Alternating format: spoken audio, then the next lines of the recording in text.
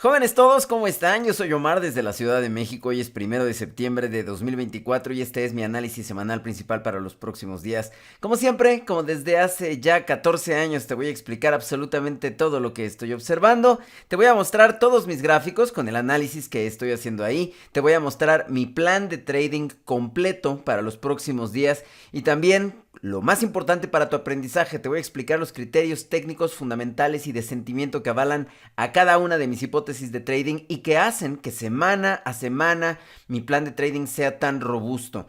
Esto combinado con el poder de mi programa educativo va a acortar significativamente el camino que te separa de este trader profesional en el que te quieres convertir. Vamos a comenzar con los Estados Unidos, con el dólar americano, que tuvo una recuperación, nada que técnicamente no hubiéramos esperado, nada que asuste pues a los osos.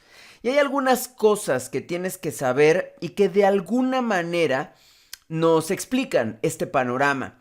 Para empezar, el GDP norteamericano, el dato de crecimiento del segundo trimestre del año, salió arriba de la expectativa y arriba del dato anterior. El número fue 3% comparado con el 2.8% de expectativa que igualaba el dato anterior.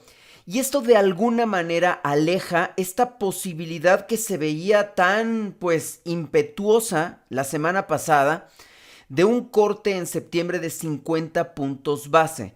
Pareciera que un número como este diluye un poco ese ímpetu que el mercado de futuros estaba teniendo con respecto a esa posibilidad. Sin embargo, después ocurrieron un par de datos adicionales que, si bien no tuvieron un gran impacto en la cotización del dólar americano, que ya se estaba levantando desde el miércoles y por supuesto promovida por este dato de crecimiento, sí me parece que mantienen ahí la posibilidad de un corte mayor al convencional. Primero salió el dato inmobiliario de los pending home sales.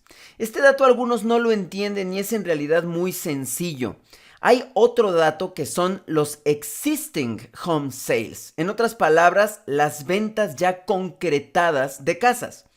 Y el pending, por favor imagínate que es una especie de dato adelantado, porque el trámite dura 1 o 2 meses y entonces estas propiedades van a una lista llamada pending home sales.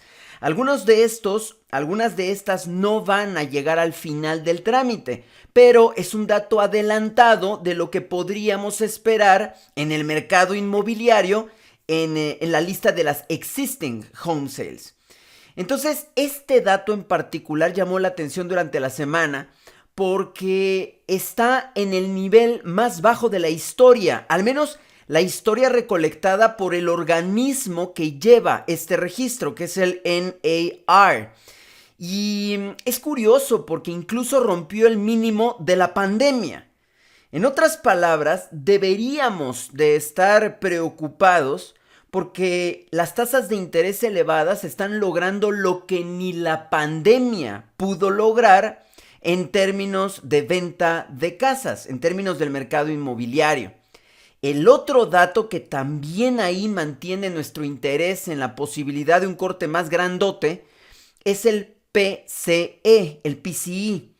Recuerda que la Reserva Federal, por supuesto, sigue los datos, llamemos, normales inflacionarios. Pero definitivamente el dato más importante para ellos es el PCE.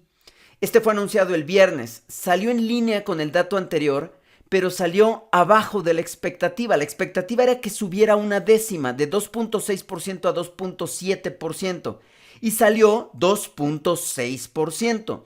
Lo que otra vez nos hace pensar que, pues a lo mejor este corte de tasas de interés que está planteando la Reserva Federal para el resto del año le podrían imprimir un poco de más velocidad.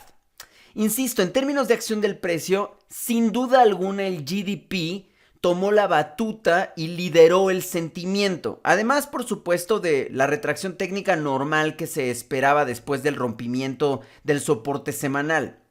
Sin embargo, estos dos datos agregaron elementos un poco de, llamemos, confusión o de duda al diagnóstico inicial. Hablando de los miembros de la Reserva Federal, de los miembros del comité, Daly, que es una miembro neutral, siguió la misma línea de Powell de la semana pasada en Jackson Hole y todavía recrudeció un poco más el discurso porque dijo que no se pueden permitir un mayor deterioro de la economía norteamericana. O sea, básicamente extendió las palabras de Powell del tipo vamos a hacer lo que esté en nuestras manos para impedir que el mercado laboral se siga deteriorando, y lo extendió a todos los rubros de la economía y diciendo que no se lo pueden permitir. Después llegó Bostic y llegó Barkin, que recuerda que de los miembros votantes son probablemente los más hawks de este momento en el comité, para decir que le bajemos de espuma a la cerveza. O sea, en otras palabras, que no nos asustemos. Lo que dijeron literalmente fue que la inflación sí ha bajado, pero todavía no están ahí. O sea, todavía tienen trabajo que hacer. En otras palabras, como diciendo, a ver, sí estamos cortando tasas de interés, pero tampoco nos vamos a alocar. Y me parece que este fue el mensaje que se quedó en la mente del mercado hacia el término de la semana. Como puedes ver, el dólar americano simplemente se retrajo y ya no hizo ninguna corrección hacia abajo, simplemente continuó su corrección hacia arriba. Pasando a un tema adicional y simplemente como un margen cultural, estamos comenzando septiembre. Todos los años, digo lo mismo porque todos los años se cumple esta, pues, no es una maldición, pero sí es una especie de patrón de temporada. Está registrado con mucha precisión que los septiembres son los peores meses del mercado bursátil, específicamente del S&P 500. Y es algo curioso porque no importa qué pase, si después de septiembre el S&P 500 explota hacia arriba durante 3 meses consecutivos, pareciera que septiembre es un mes malo. Y mira, podríamos explicarlo desde distintas vertientes. Una de ellas, la que a mí más me interesa, es la explicación de temporada, ciertamente. Después del verano, hay cosas que cambian no solamente en Estados Unidos, sino en todo el mundo. Sin embargo, bueno, ahí lo dejo como una información que cura sobre el escritorio de las cosas curiosas que ocurren en los mercados financieros.